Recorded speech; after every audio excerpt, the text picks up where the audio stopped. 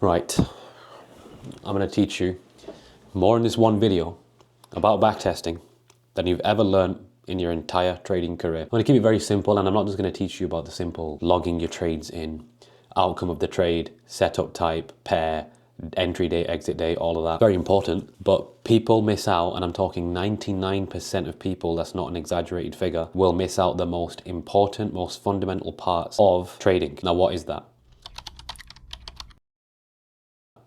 You see, what does backtesting not account for? You can do everything in trading. You can simulate everything, but what can you not simulate when you're backtesting? This. You can't tell how you were feeling. You can't tell what would have been going on that day, what time you would have woken up. Were you in routine? Were you in flow? Were you not? And for those of you who don't think this is actually important, let me help hone you in on reality here. Look back at all the times that you didn't really perform as well. I'm not talking about times where you didn't know if the trade was good or not. That's a technical fact. Look back at the times that you were stressed out. Look back at the times that you took a few losses. Look back at the times that you were in drawdown, and also when you're in profit. And just go back for a minute and pause this and see, did your performance change? Did your decision making change when you're in profit, when you're in drawdown, when you're doing the break-even dance, when you missed a few trades, if you're taking loss after loss? Did your decision making change? And did your trade quality change? And if the answer is yes, applies to every single one of you. Backtesting does not account for these things, but how can we achieve this? I'm going to teach you a lot of key details in this video. So stay tuned. And again, this, by the way, is $1 over here. I have been using this pair to test with the students on the webinars, and we left it off here. So I'm going to carry on from here. And obviously when I've got the next webinar this week on Thursday, I'll just have to, of course, rewind it and basically start again. But for the sake of this video, I want to just carry on. So I'm going to take this trade going ahead, and then I'm going to teach you the lessons accordingly. So pay close attention. So I'm going to put the first trade on, which is clearly looking like a buy position. We're going to put 1% risk down as a buy. The stops will be about, call it about 11.6.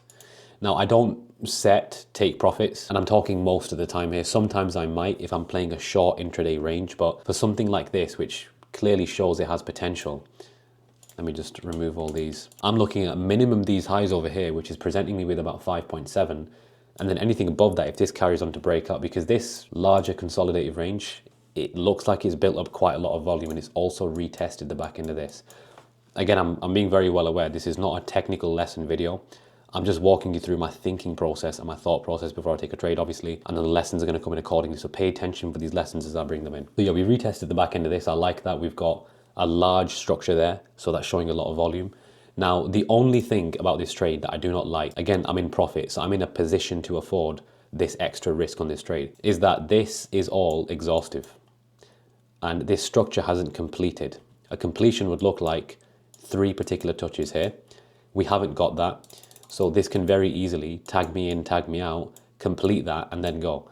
But this is a risk I'm happy to take because I can afford the risk. I've made profit. Would I take this trade if I'm in drawdown? No, I wouldn't. And this is another key thing that you have to ask yourself when you're testing. What situation would you take that trade under? If you're in profit or if you're in drawdown? Because if you can't differentiate between those two things, then your system's too mechanical. And if you're too mechanical with the way that you trade, you're not going to make money in the long term, or you're going to be very capped. Anyway, more on those lessons later on. So this seems about right. What we're going to do is execute the trade. So click buy. I'm going to play this forward very slow. Another thing I want you to pay attention to, and this is extremely important, is, and you'll see it around here if I get triggered into this trade, have a look at this. Look at the floating P&L. And let's assume you've never ever seen more than $1,000 in your personal bank account, and you're seeing this kind of money. Are you telling me that just because you've backtested and just because you know your trading plan and your criteria that you're going to be completely fine with seeing $8,000 floating profit and you're not going to make any emotional decisions? Or are you even telling me that it's never going to cross your mind to think, I'm just going to get out of this trade early because there's a fear that this trade may not carry on further, and you've never seen money like this before and you just want to get out? You're telling me that's never going to happen to you? So people who tell you this psychology stuff isn't real and whatever, this is what you'll experience when you trade big numbers, especially numbers that you've never seen before. And again, in the grand scheme of things, 8, 10K floating profit isn't huge. But for someone who's never traded any kind of capital, and you've never seen more than a couple of $1,000s in your bank account, let's say your average income is 2, 3K a month, seeing like 4 months worth of income in a floating trade in less than a couple of hours is not a joke. So your relationship to money will really be exposed throughout this process, and people don't work on building a healthy relationship with money and building financial literacy, becoming more sensible with money. So when they see money like this floating, they make very emotional decisions. This is why I say it's not just about having a technical edge. That's only going to get you so far. But the way that you're thinking when you're in the trade itself and you're seeing numbers like that is going to heavily determine whether you fail or succeed as a trader. Right, I'm just going to move my stop loss just past break even there. I want to get an idea of how much I'm floating in terms of profit. So I'm floating about 2%. I don't like that close, and there's no point me locking in 1% here because look how close it is. Why am I just gonna lock in 1% out of fear of this turning around and taking me out for a break even? Remember this is a super important point again. I went from floating $8,000. How many people that have never seen that money would sit there and think, I'm happy to be taking out this trade for break even? Let me put you in a scenario. Let's say this is your first trade on your, I'm trading 388K here, so let's say 400,000 is to ease of calculation. This is your first trade and finally it's a winning position. Really visualize this. Are you going to be happy with the idea of going from $8,000 floating profit back to break even? Considering there's no reason to lock in 1% here. So your management would technically be fine. And I'm talking on behalf of myself here. I'm not going to lock in 1%. And I'm not going to lock in less than 1% because mathematically that never works in your favor. So the only thing I can do is leave it at break even. Most people would get out. Let's assume you get out and you get out for 5,200. I'm just going to get a piece of paper here and I'm going to note this down, right? This is going to be trade number 1, your first trade, and you'll see what I'm doing in a minute, and all of you can do this. Let's say you exited in scenario 1 with a profit of $5,218. So I've put that there if you can see that. Scenario 1, you've exited with $5,218 out of fear, play it forward. Now you're looking at this is floating up and down thinking, oh man, should I have just left it at break even? Should I have been that fearful? Right, now as you can see, this is just rocketed. This probably was news of some kind or whatever. Now, people have always said, you know, with news coming, Gibby, should I just get out of the trade or should I just leave it at break even? I've never understood why if you're floating 1% profit, you might as well just leave it at break even, because if the news happens to work out in your favor, worst case scenario, even if you do take a little bit of slippage, you've taken like 0.2% of a loss or a break even. Best case scenario, it goes in your direction and you've actually made money, so your risk is protected either way. Otherwise, you walk away with a guaranteed 1%. So it's either 0%, 1% profit, or a lot more. In this case, I mean, euro dollar's very, very tight spread, so I doubt that would have taken me out if I would have been at break even. Let's have a look here. What are we floating? 28,000 in total profit. I'm floating at the moment 28K. Let's say you were in scenario 1 and you walked away with $5,200. Still a fair share of money if you've never seen a lot of money in your life. How would you be feeling seeing $28,000 potential profit, which is a discrepancy of $23,000 that you've missed out on? Think about what that $23,000 difference would mean for you. What would that now mean you could have done? Had you have just followed your system well? You see, people think they're not going to get emotional when they trade more money until they trade more money. And they think that just following their plan and knowing the system well and having that technical edge is going to make the difference. But the way that you think when you're in a trade, that gives you a mental, psychological edge, which can then put you in a position when you can have a discrepancy of 23K. So me having a mental edge literally made me another $23,000 in this scenario. So as I alluded to in the beginning, what should you be tracking? What you should be doing, every single one of you, you should be buying a real physical journal like this, get a pen, and note down every day, create a end of day review where you write down how your day went. Whether you took a trade or not, it doesn't matter. You want to build a pattern and a log as to when you perform well, what are you doing and how are you thinking that day? What kind of flow are you in? What's your routine like? What are your thought patterns like that day?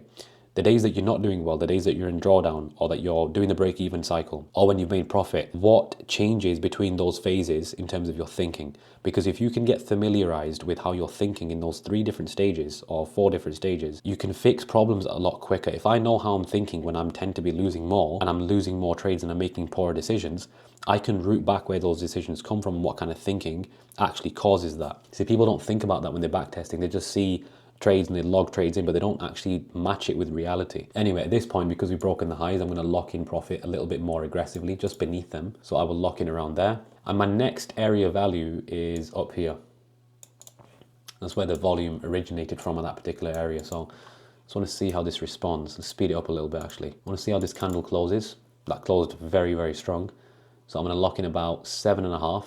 A lot more aggressive now at this stage because it is very unlikely this is going to sustain itself. Okay, so as this carries on going like so, I'm going to lock in even more. Right, this is closed very aggressively and the next area value is all the way up here and that's quite a long range, so I doubt price is going to get there. I'm going to lock in about here. Okay, and I'm not guessing this. I'm looking at areas like this and I'm seeing, right, worst case scenario just comes back down, taps that and goes, but statistically speaking, for a move to carry on for this long and just carry on going is very unlikely. So this is likely going to topple, and that's an area that I'm happy walking away with that profit. All right, this is going on for a lot more. Okay, so we're at that area. So we're reaching that area pretty quick. This is a very big trade. Now, it's not common we get trades like this every week, but when you do, and you're trading enough money, and you make the correct decisions, you can walk away with a lot of money. Okay, I'm gonna lock in even more aggressive now. Let's speed it up a little bit more. Again, no reason to do anything at this stage, just let the market take you out if it is going to, and there we go. So that trade would have netted, that's a 52K trade. Now, again, I'm being realistic here. You're not gonna get trades like that all the time, but they do happen quite frequently throughout the year.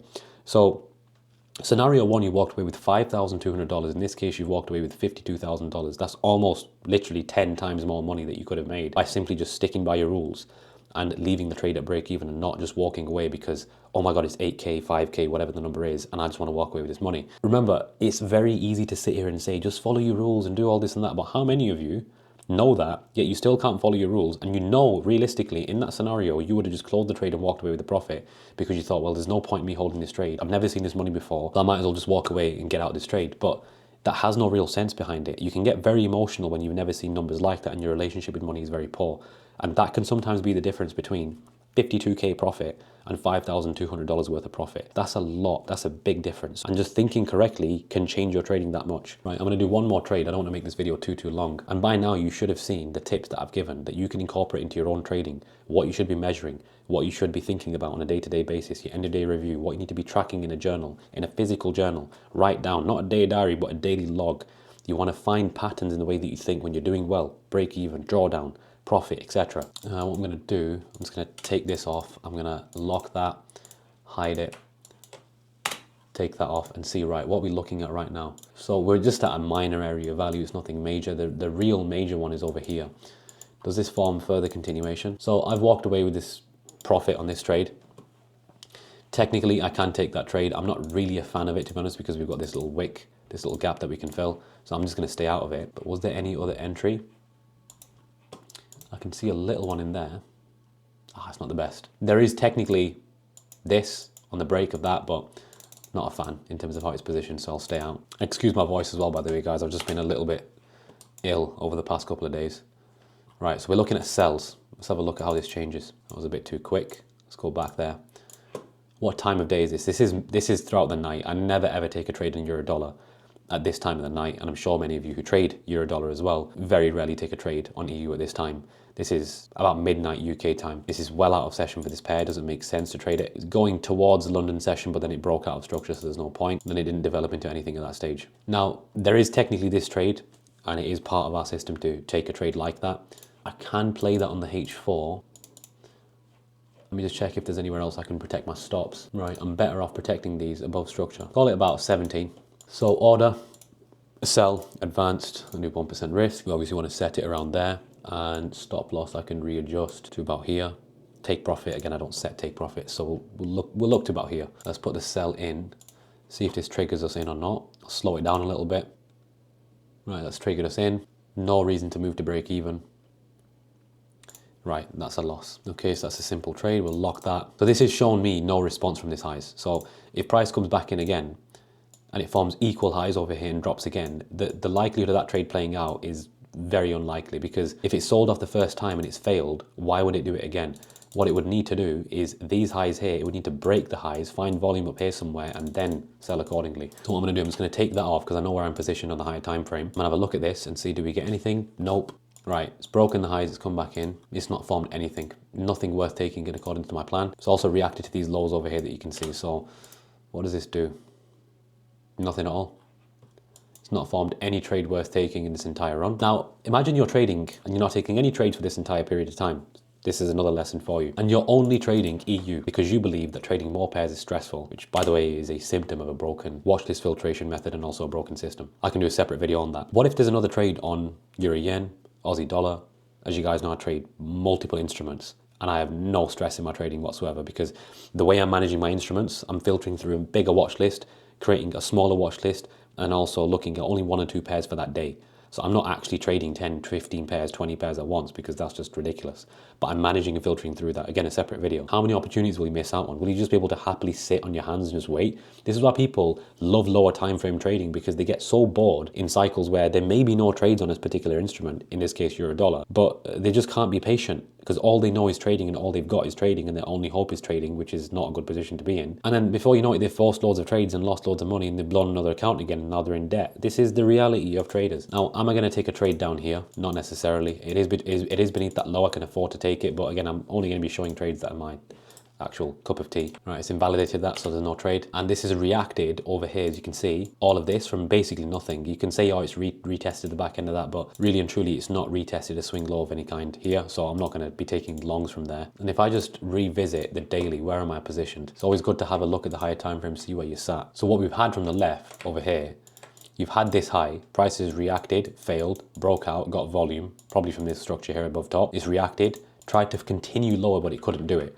So the fact that it's coming up higher again, this is showing me that it's trying to find volume somewhere else. Another thing, another lesson for you that people don't focus on when they're backtesting is what trades would you have taken if you were in a poor state of mind, if you had FOMO, and if you'd missed a trade or taken losses that you shouldn't have, if you're just in a poor state of mind, what kind of trades would you have taken? That's what I'm always helping people on webinars, trying to spot when I'm doing these testing sessions. Look over here. This kind of price action, I don't want to be trading in. It's too much of a mess. It's conforming to too many different things. I can get trapped into a range. I need commitment. I need price to break this low, then form something similar maybe down here. If I'm in a low headspace and I've missed, let's say you were in scenario one like that trader where you just literally missed 10x your profit because of an emotional type of thinking, what's going to stop you from taking a trade like this and 5 more like that, and then going from 5k profit back to break even? You know, and this is where you have to go back and test. So there's not really many trades that I can show for now. I don't want to make this video too long, but this is the most important lesson, or one of the most important lessons of this video, is always log down positions that you would take if you're in a poor frame of mind. And if you don't know when that is, grab the journal and start logging it. Start logging down, when I'm thinking this way and I'm talking like this in my head, would I take this kind of trade? It's all good and well keeping a track record and a journal on your trades, but you need to also have a track record and a journal on your mind. Because if you don't, then backtesting is never going to be realistic for you. You're always going to be sat there in la land fantasizing about what these profits could look like if one day you could just trade 400k, but trading 400k is so easy. All of you can actually get there. You just have to get there the correct way. This is exactly what we teach traders to do at Falcon. We coach them properly. They've got all the material needed. And the way that our system works, it's literally impossible not to get there if you know what you're doing, because we look at things like your mental framework. How is that shaped up? Are you being taught and trained to think like a profitable trader? Are you just being taught to think like the average person who just says, listen, learn your system and everything else will take care of itself? It actually won't in reality. You know, that works maybe in a game or in theory or in backtesting, but in real life it doesn't work. Because if it did, a lot of you would be sat there seeing profit like this in your account for real and actually experiencing 50k, 40k, 30k positions, whatever they might be. But that is very possible and it is very achievable. Please take what I said from this video, incorporate it into your own trading, start building the logs on the things that I said. So when you're testing, you can make it a lot more realistic and you can actually then fine tune that in real life, and you can get closer and closer and closer to replicating that performance in real life that you do in testing. Because if you're carrying on the way that you're doing it, when you're just logging in the trades, looking at the entry exit dates, setup type, and everything's perfect, then you're always going to have exceptional performance in your backtesting and then shit performance in real life. This is the way to bridge it.